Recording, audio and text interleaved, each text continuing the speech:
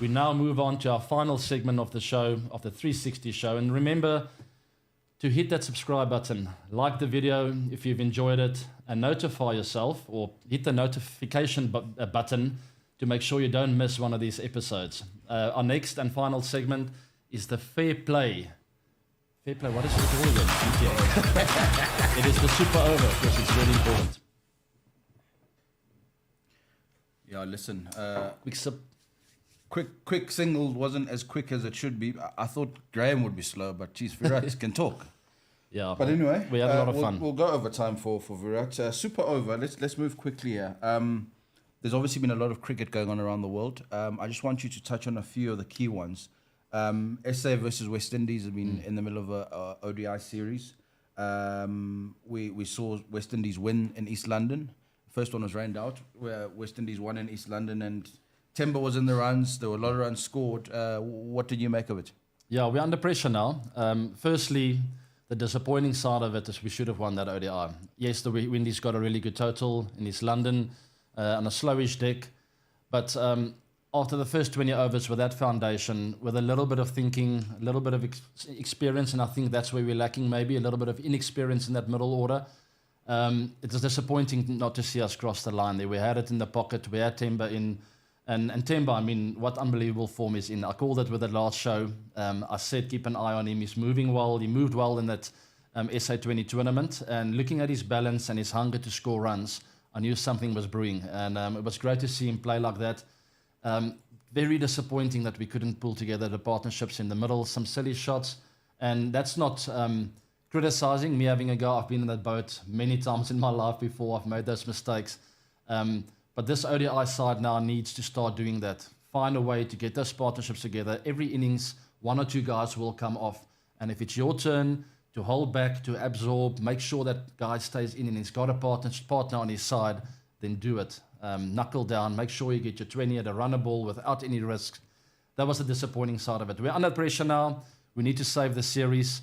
I still think it's a great ODI team that's of ours, and hopefully they can pull it together for that final one.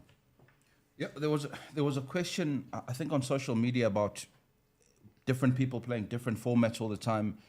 You had to balance 3 formats at one time. Is it easy to switch from playing Test one week to playing T20s the next and then ODIs, or is it just see ball, hit ball? It's not so hard. It's a mental thing. It's got nothing to do with your technique.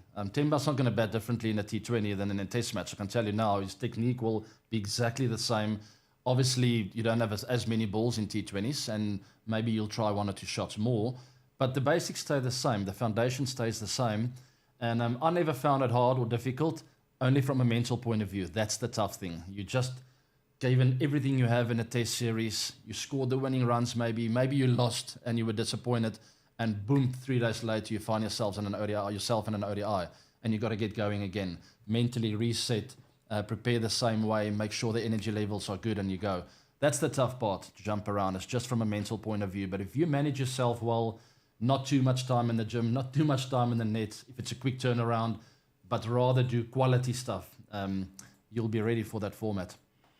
Yeah, we promised on the last show that we're going to touch on the women's IPL, but we want to do it properly. And obviously Virat surprised us by making himself available, so the order changed a bit. But let's talk about... There is a lot of cricket going on. As you look forward to 2023 World Cup and the way guys are stacking up, we saw India and Australia playing. They won all in that series. They too are obviously of the favourites to win that World Cup later in the year in India. Yeah, and sorry for not mentioning the Women's Premier League. We wanted to touch base with Virat about that, and we forgot. But anyway, very exciting what's happening there. You see the Mumbai Indians playing really good cricket, but lost last night to the Delhi Daredevils. A bit of a thrashing, so they would have come down back to earth now. But it's great to watch the Women's Premier League. Only 5 teams. I would like to see that increase in the years to come. I know there would be a good reason for that. But it's great to watch the girls play so well, and it's very entertaining cricket. To the World Cup, yes, India, Australia are certainly favourites. But there will be a few teams that have got something to say about that. I think about England. We've seen how well they've performed in World Cups. Won the last one, obviously, and they have a lot of players in the IPL always performing well. The Butlers, Stokes, you name it. There's lots of them. Moeen Ali. The list goes on. Really good players, very experienced. They'll have something to say about it. And then Pakistan, who got very close in that last World Cup. They know the subcontinent well. And playing in India, there will be a bit more juice for them to get firing, So lots to play for. Let's not throw away South Africa. We're a talented team. Yes, definitely not the favourites. But let's see. I think there's enough talent and skill in the South African and the Protea team to go all the way. Yeah, obviously, IPL experience is going to count for a lot because you're familiar with those crowds in India. Somebody who a lot of people think is going to have a factor is David Warner, who's obviously also back in the IPL now. What do you make of him, where he is in terms of his cricket and how big an impact, not just in the IPL, but the World Cup later this year? Yeah, look, I'm going to say something now that I know he's not going to take personally because he knows that I'm an honest man and it's not criticizing. I've never seen him as a captain. And I've never played under him. I've always seen him as a guy next to me, friends, playing together. We play together at Delhi Daredevils. We've played against each other often. He's always this fiery character. My ideal captain has always been someone like a Graham Smith, calm, composed, studies the game, makes very calm and composed decisions. So I've never seen Davey like that, but that doesn't mean that's the only kind of captain that works. Obviously, David must have a lot of leadership qualities. I actually also do know that he's got that. He can lead by example, but when it comes to calm, composure, obviously he's got that. If the Aussies rate him if the IPL rates him as the captain, he's probably going to do a good job, and he's done something good that they've seen in him. So I want to wish him all the very best. It's great to see him back into that position. One thing you will not be lacking is energy. He runs from the front, and if his team can follow, and if he can make some calm decisions under pressure, they're going to have a good chance. Yeah, that tour to India of Australia has had a lot of talking points. We saw Michael Clarke talking about whether or not Warner should be playing ahead of Head if they're picking horses for courses. A lot of talking points for a big series. What did you make of that statement? That's a very interesting topic that's going around the world at the moment. You see the England team doing it, the Aussies.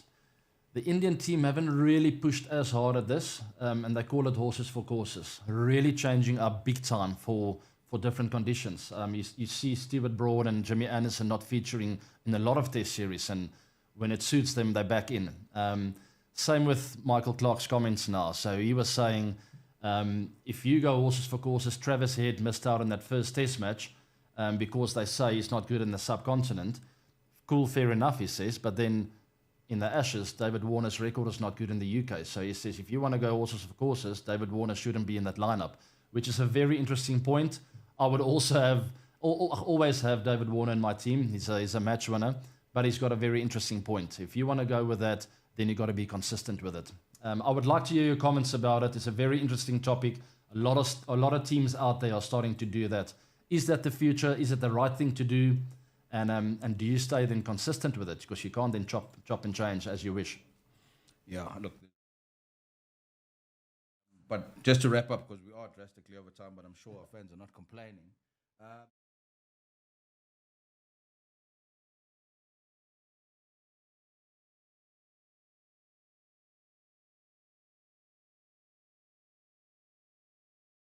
Yeah, there's some informed players in both the teams. I think that, they are playing in Chennai. I think that favours the Indian team.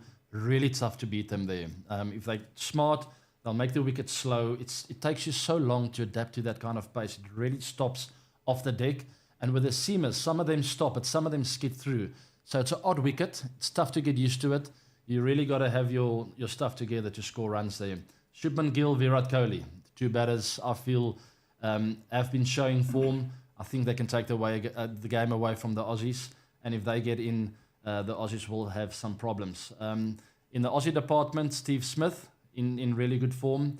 Can't wait to watch him bat. We know Marnus is really busy at the wicket as well. If the two of them get going in Chennai, they're smart cricketers. They don't take a lot of risks. They will not take long to get used to that pace. Clever guys. They play spin really well.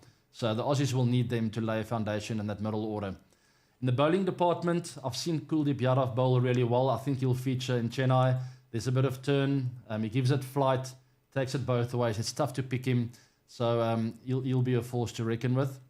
And in the Aussie side, we saw Mitchell Starc, what he did in that last game. I love watching him bowl. Hopefully he'll get a little bit of reverse swing there in Chennai. If he doesn't, he puts a bit of pace on the ball, and I think he'll be pretty easy to face then.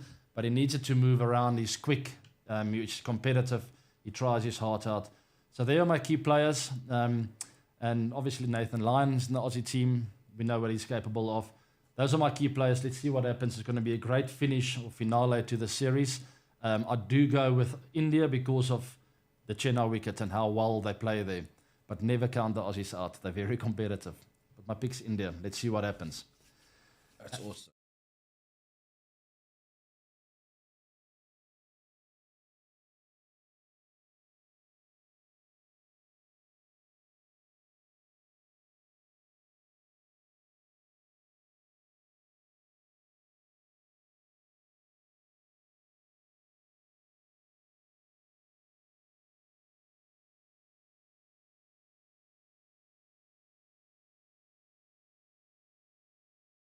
So I appreciate that. And that brings us to the end of the Fair Play Super Over and also the end of the show. Thank you very much for joining us. I hope you enjoyed every second of it. I certainly did. Zams did, the team did at the back. It was great to see Virat. He looks fresh and ready to roll. Personally for me, I had a couple of tough weeks. I'm fatigued. I'm tired. I hope you can't see it on the screen. But my message to you this week, when you're feeling down, there's always a tomorrow. Every day flips a golden coin. It gives you another opportunity to stand up, reset, settle down, make sure your goals are clear, and just go for it. Never, ever give up. Have a fantastic week, and I'll see you guys in 2 weeks from now on Tuesday, 9 a.m. South African time, 12:30 IST. This is the 360 show. Until next time.